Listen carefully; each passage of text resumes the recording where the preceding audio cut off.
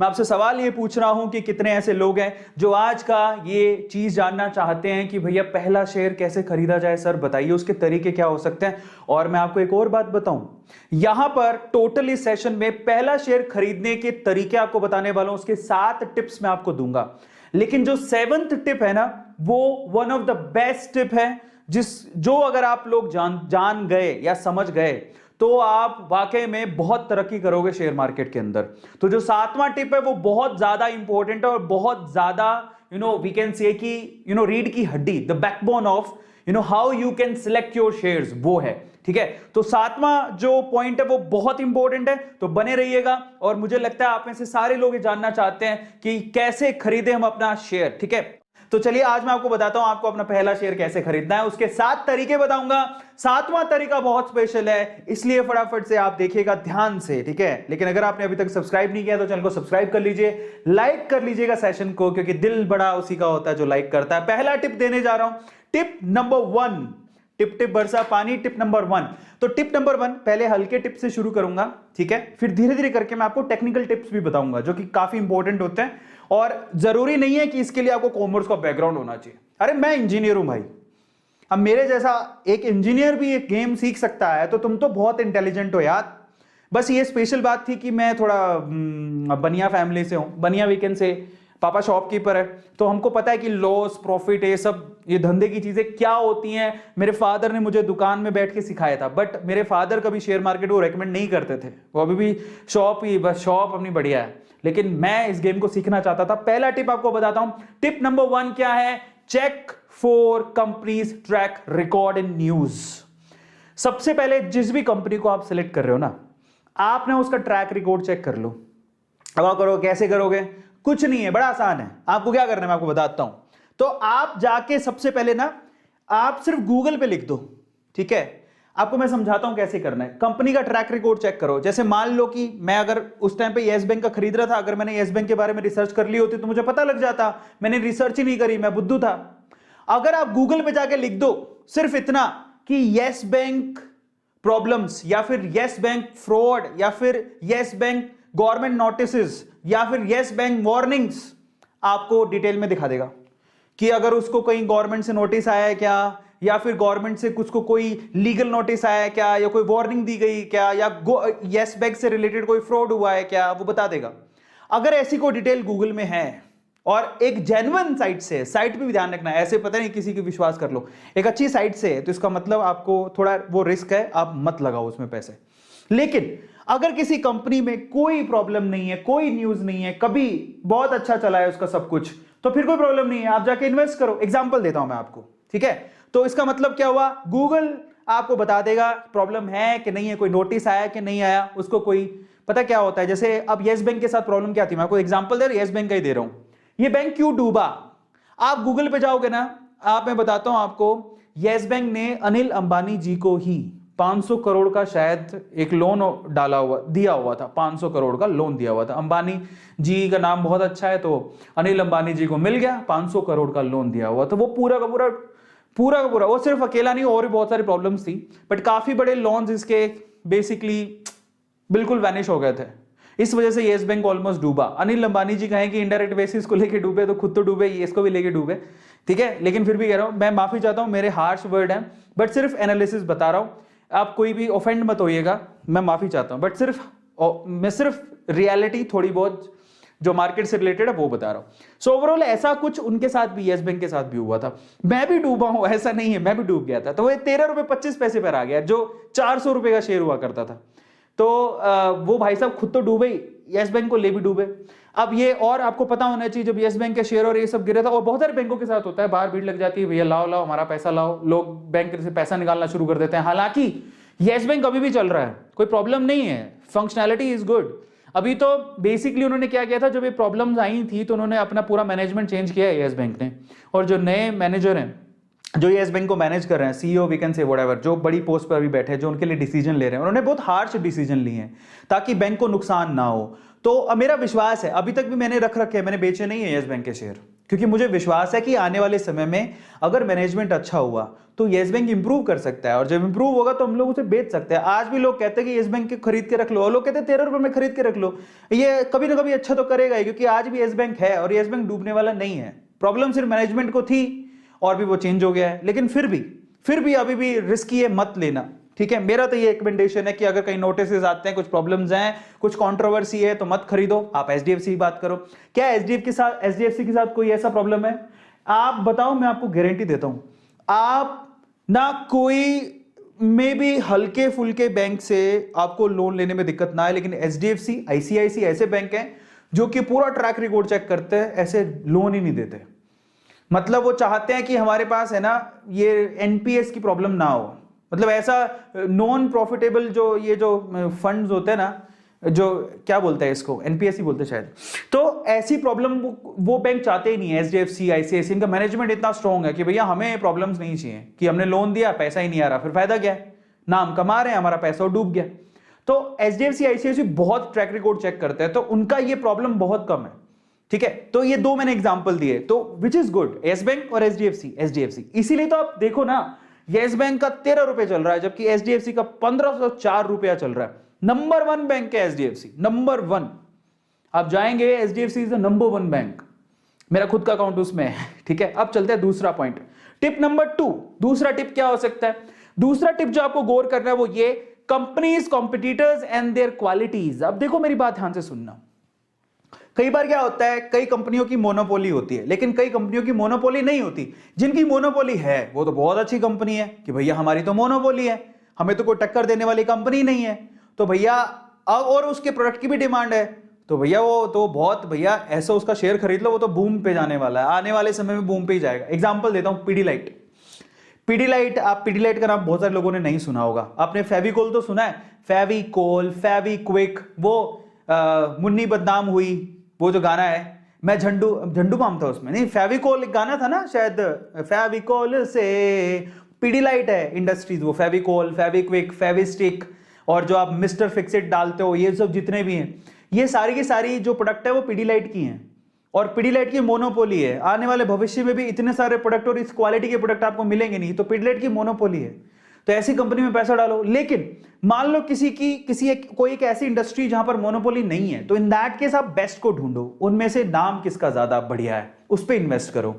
तो जब कंपटीशन हो तो आप बेस्ट को ढूंढो और बेस्ट में जाके इन्वेस्ट करो। जब कंपटीशन, एग्जांपल देता हूं, देखो आपने नारियल तेल देखा हो, नारियल तेल ना, आपको बताऊं, नारियल तेल पैराशूट भी आता है, ठीक है, और नारियल तेल डाबर का अनमोल भी आता है, लेकिन आज भी डाबर का अनमोल स्ट्रगल कर रहा है, मार्केट कैप्चर नहीं कर पाया है। आप जब भी नारियल तेल खरीदने जाते हो पैराशूट मांगते हो, आप बोलते हो पैराशूट दे दो, आप नारियल तेल नहीं बोलते, बोलते पैराशूट दे दो, क्योंकि इसने होल एंड सोल नाम बना लिया है मार्केट में। हालांकि दो प्रोडक्ट है, डाबर भी बेचता है और मारिको भी बेचता है, लेकिन आज भी मारिको का जो पैराशूट वाला है वो एक, ये नारियल तेल और पैराशूट एक दूसरे के सिनोनिम है। आप नारियल तेल बोलोगे, नहीं पैराशूट दे दो, ऐसी करके आप जब पेस्ट करते हो जाते लोग कॉलगेट दे दो, समझ रहे हो, तो ये सिनोनिम बन जाते हैं, तो कंपटीशन अलग ही रह जाता है और इन्होंने जो क्वालिटी जनरेट की है वो अलग ही हो जाती है। तो ये बहुत इंपॉर्टेंट है। तो मैं किसके पास जाऊंगा? देखो, जब कंपटीशन में ये सुपीरियर है तो मैं इसको खरीदूंगा। मारिको का 533 रुपए का शेयर है और ये 594। हालांकि डाबर कंपनी खराब नहीं है, इनके प्रोडक्ट और भी आते हैं, मैं सिर्फ एक प्रोडक्ट के हिसाब से कंपैरिजन कर रहा हूं, लेकिन बोथ आर गुड। अगर आप ध्यान से देखोगे तो आप ध्यान से देखो, डाबर इज ऑल्सो गुड, इसके बहुत सारे प्रोडक्ट आते हैं, पर अगर मैं सिर्फ एक प्रोडक्ट को हिसाब में लेके अगर कंपटीशन को देख रहा हूं तो मैं इसको सेलेक्ट करूंगा। समझ में आ रहा है? हालांकि डाबर के प्रोडक्ट बहुत आते हैं, मारिको के प्रोडक्ट बहुत आते हैं, मैं सिर्फ एग्जांपल के लिए बता रहा हूं। आप ये मत समझना मैं आपको ये कह रहा हूं कि डाबर मत खरीदो, सिर्फ एग्जांपल दे रहा हूं, आप अपनी बुद्धि लगाना, सिर्फ एक प्रोडक्ट के हिसाब से आपको एग्जांपल दे रहा हूं कि प्रोडक्ट सेलेक्ट, आपको शेयर सेलेक्ट कैसे करना है। अगर आप किसी कंपनी को लेके कंफ्यूजन में हो, किसी प्रोडक्ट को लेके कंपनी सेलेक्ट कर रहे हो और उसमें कंफ्यूजन में हो, तो उस प्रोडक्ट में बेस्ट कंपनी कौन सी मार्केट में, उसको सेलेक्ट करो। जैसे आप घर पे डेली नारियल तेल लगाते हो, एकदम चंपू हो जाते हो, फिर उसके बाद नारियल तेल, ओके मैं शेयर खरीदूंगा इसका, तो इन दैट केस आप जाओ बेस्ट पर, उसका शेयर खरीदो। और मारिको मैंने भी रख रखा है, डाबर मैंने भी नहीं खरीदा हुआ है। चलो, पर मैं कह रहा हूं फिर से अपनी रिसर्च कर लेना। टिप नंबर 3 पर चलते हैं। तीसरा टिप क्या होता है? तीसरा टिप है कंपनी विद लो डेट, उधार। किसी से मार्केट से उधार ले रखी है। आप खुद सोचो यार, अगर किसी कंपनी पे, अच्छा एक कंपनी है बहुत पैसा कमा रही, बहुत पैसा, लेकिन उस उधार भी बहुत है, ऐसी कंपनी में इन्वेस्ट करोगे? कल को वो डूबी तो उधार आपको भी देनी पड़ेगी। और एक कंपनी ऐसी है जहां पर जिसपे डेट बहुत कम है, समझ में आ रहा है? तो हम लोग किसको सिलेक्ट करना पसंद करेंगे? जिसपे उधार कम है यार, जो अपने पैसों पर चलती है। समझ पा रहे हो?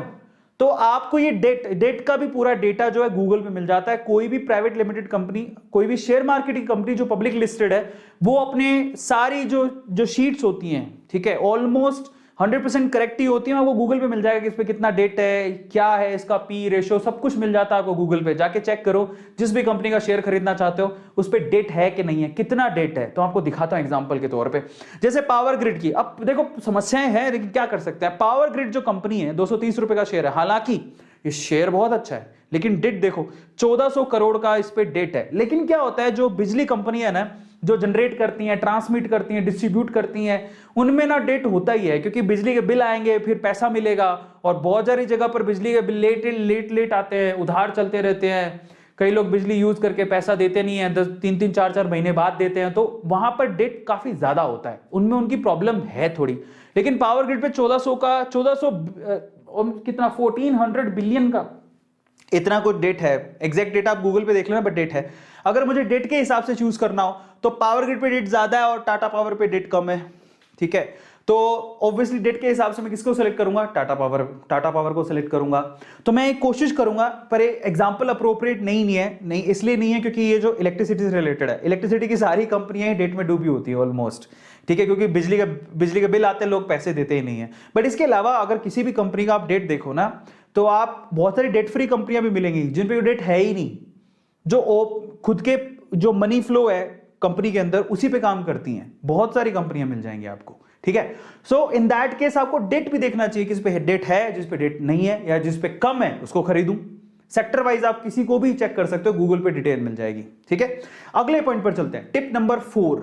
टिप नंबर 4 क्या है? टिप नंबर 4 है, चौथा tip is very interesting, good sales and good profit margin. कौन सी कंपनी अच्छी होती है? जरा सोचो, जिसकी सेल रेगुलरली हो रही है, बिक रहा है, माल बिक रहा है, अच्छे से बिक रहा है। मतलब अच्छे से बिक रहा है मतलब जरा समझो, माल बिक रहा है इसका मतलब उसकी डिमांड है, तो शेयर तो अच्छा करेगा ही। लेकिन एक और चीज, सिर्फ सेल अच्छी होने से कुछ नहीं होता भाई, सबको प्रॉफिट भी तो चाहिए। भाई आप जरा सोचो, एक कंपनी के पास सेल के चक्कर में प्रॉफिट ही नहीं कमा रही। अब सोचो, अब मार्केट में 2 कंपनियां हैं, सपोज करते हैं अपन 2 कंपनियां, प्रोडक्ट सेम ही है। ये भी एक बिस्किट का पैकेट 10 रुपए में खरीदती है, भी 10 रुपए में खरीदती है, समझ में आता है। लेकिन अब आप सेल पर आते हैं, ये 10 रुपए में खरीद रही थी, ये कंपनी ए, ये कंपनी बी भी 10 रुपए में खरीद रही थी, ठीक है। तो ये खरीदने का वाला सीन हो गया। अब आते हैं इनके बेचने वाले पर, इन्होंने ये बाय किया, अब सेल पर आते हैं। सेल कितने पर कर रहा है? ये सेल कर रही है 11 रुपए पर, और ये सेल कर रहा है इसको 15 रुपए पर, समझ रहे हो। ये कम पैसों में सेल कर रहा है, तो ऑब्वियसली कम पैसों में सेल कर रहा है तो इसकी सेल तो ज्यादा होगी, समझ में आ गया। इसकी सेल तो ज्यादा होगी, इसकी सेल हाई है, बट इसकी सेल ऑब्वियसली कम होगी क्योंकि 15 रुपए में सेल कर रहा है। लेकिन इसका प्रॉफिट मार्जिन तो देखो, आप प्रॉफिट मार्जिन देखो, और क्या होता है, उसकी सेल ज्यादा है, इसकी सेल कम है, लेकिन इसका प्रॉफिट मार्जिन बहुत अच्छा है। तो इन दैट केस सेल्स अकेली इंपॉर्टेंट नहीं है। कई लोग सेल बढ़ाने के चक्कर में, कंपनियां सेल दिखाने के चक्कर में क्या करती हैं, 10 रुपए का माल 9 रुपए में बेच रही है, घाटे में बेच रही है, ताकि सेल लोगों को ज्यादा दिखे। अरे हमें सेल का क्या करना है, तुम्हारा प्रॉफिट भी तो दिखाओ, समझ में आ रहा है। ऐसी भी गुच्छम गुच्छी है। तो बहुत ध्यान से चीजें देखने लायक होती हैं कि भैया सेल अच्छे होने से कुछ नहीं है, प्रॉफिट मार्जिन कितना है। अगर प्रॉफिट ही नहीं है तो कंपनी सर्वाइव कर पाएगी? नहीं। 10 रुपए की चीज 9 रुपए में बेच के सेल कोई भी ले आएगा, 10 रुपए की चीज 15 रुपए में बेच के दिखाओ। और मैं आपको एक और बात बताऊं, ऐसी कंपनियां जो अपने प्रॉफिट मार्जिन से कभी कॉम्प्रोमाइज नहीं करती, वो कंपनियां बहुत अच्छा करती हैं। क्योंकि अगर आप प्रॉफिट ही नहीं हो रहा तो आप बताओ, आप नए इक्विपमेंट कहां से लाओगे, आप प्रोग्रेस कैसे करोगे? उसका एग्जांपल देता हूं, आयशर ट्रैक्टर। आयशर ट्रैक्टर सुना है आपने? जब से कंपनी खुली है उसने अपने प्रॉफिट मार्जिन में कभी कॉम्प्रोमाइज नहीं किया, उसने हमेशा अपना प्रॉफिट मार्जिन बढ़ाया। ये बहुत इंपॉर्टेंट है। तो प्रॉफिट मार्जिन अच्छा होना चाहिए, सेल भी अच्छी होना चाहिए, दोनों चीजें अच्छी हैं अगर तो कंपनी अच्छी है, समझ में आ गया। तो उसकी सेल भी अच्छी होनी चाहिए, प्रॉफिट मार्जिन भी अच्छा होना चाहिए। और अगर दोनों चीजें अच्छी हैं, मैं एग्जांपल देता हूं चलो आपको, ठीक है। सो एग्जाम्पल देता हूं, एग्जाम्पल पकड़िए, एग्जाम्पल देता हूं मैं आपको डी मार्ट का और यहां पर बिग बाजार का। आप डी मार्ट का नाम भी बहुत लोगों ने सुना है और बिग बाजार का भी बहुत लोगों ने नाम सुना है। आप एक जरा शेयर प्राइस चेक करो, डी मार्ट का एक शेयर 3380 रुपए का है, पिछले 5 साल की रिटर्न है 450% की। आप आ जाओ यहां पर बिग बाजार, बिग बाजार का एक शेयर मात्र 63 रुपए का है और नेगेटिव रिटर्न है। हालांकि अगर आप जाओगे तो बिग बाजार में भी आपको ऑलमोस्ट वही सामान मिलता है जो डी मार्ट में मिलता है। तो डी मार्ट और बिग बाजार में फर्क क्या है?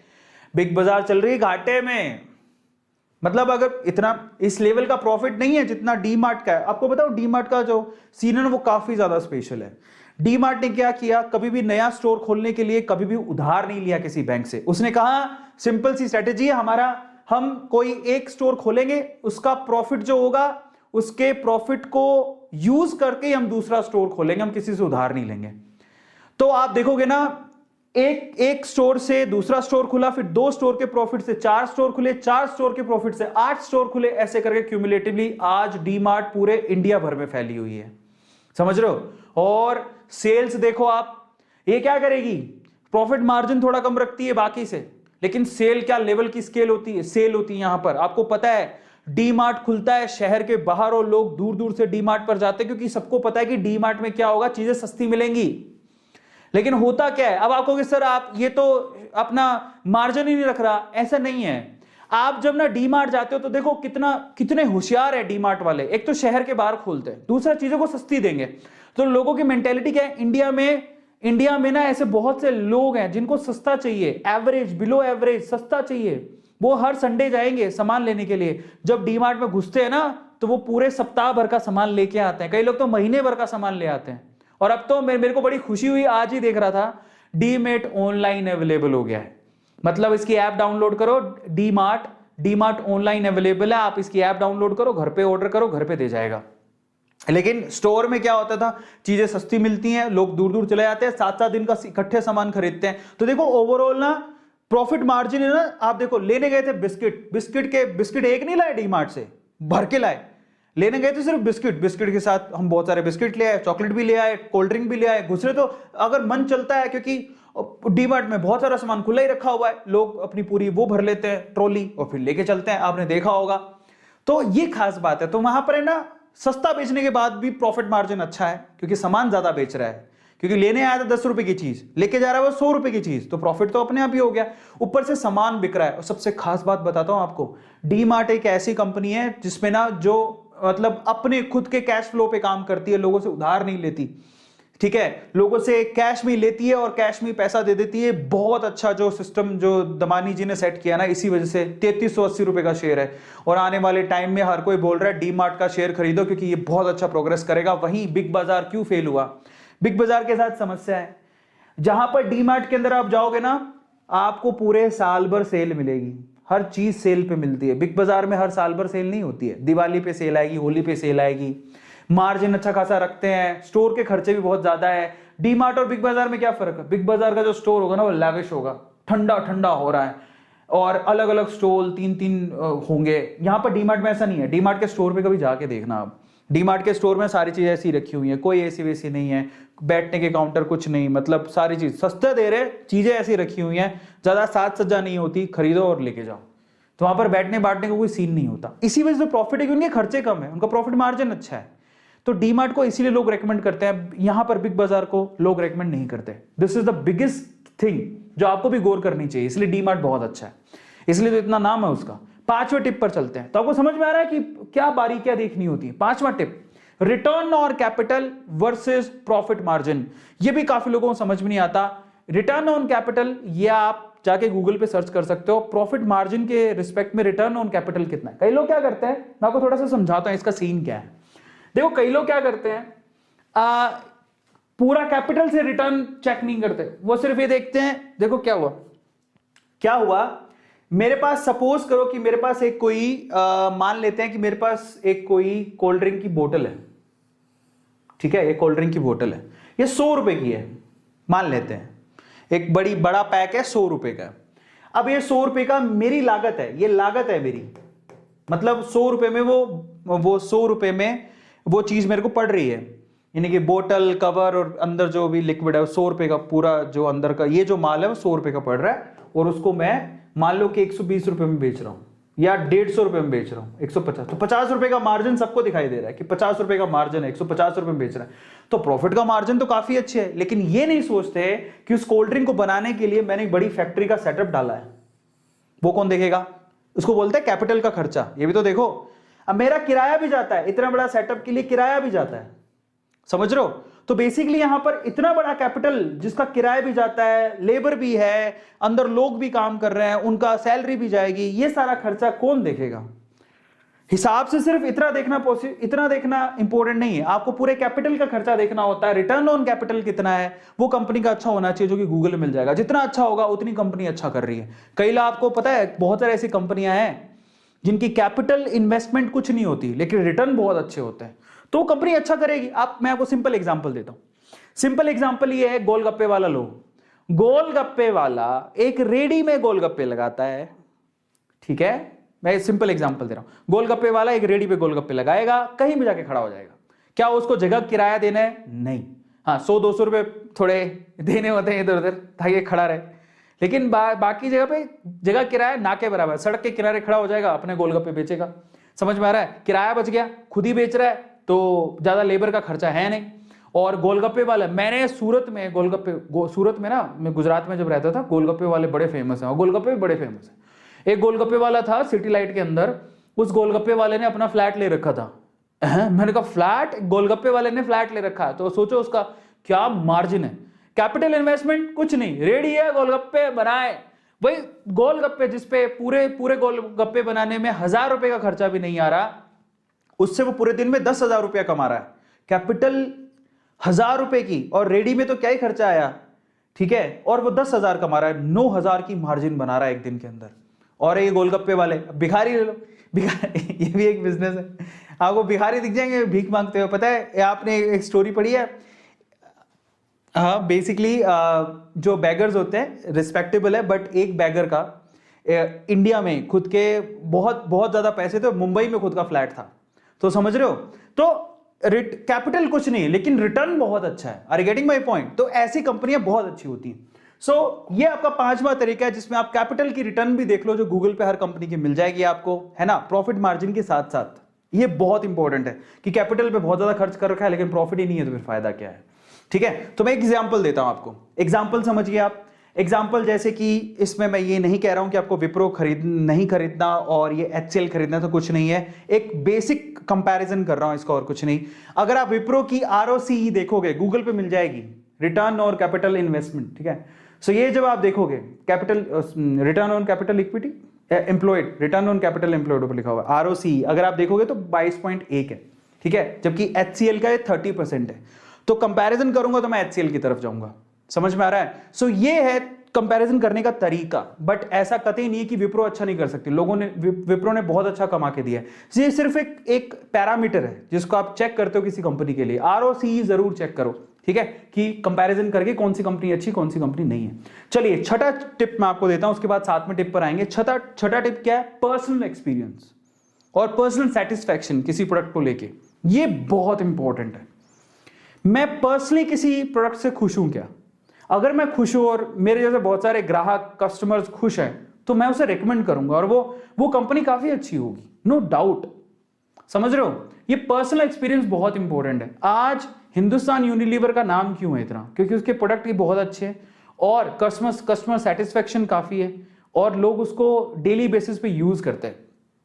वो कंपनी अपने आप अच्छी हो गई, ठीक है। तो ये बहुत इंपॉर्टेंट फैक्टर है कि आपका पर्सनली अगर आप कोई प्रोडक्ट यूज करते हो, उससे आप सेटिस्फाई हो, तो डेफिनेटली वो कंपनी अच्छी है, उस पर आप इन्वेस्ट कर सकते हो। समझ में आ रहा है?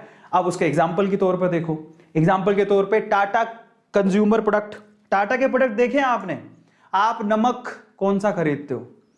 नमक आज भी टाटा का नमक 20 रुपए की थैली मिल जाएगा आपको, 12 रुपए से 20 रुपए में। 20 रुपए तो एक्टिव सोल्ट आता है, 12 रुपए में या 14 रुपए में उसका नॉर्मल सोल्ट आता है। आज तक भी टाटा ने नमक के दाम नहीं बढ़ाए, लेकिन टाटा के प्रोडक्ट देख लो आप, बहुत सारे हैं और टाटा का नाम है, टाटा के प्रोडक्ट काफी अच्छे होते हैं और आपका ट्रस्ट भी है। तो आप क्या करोगे यार? ऑब्वियसली टाटा के प्रोडक्ट काफी अच्छे हैं, नाम है, तो ऑब्वियसली मैं क्या करूंगा?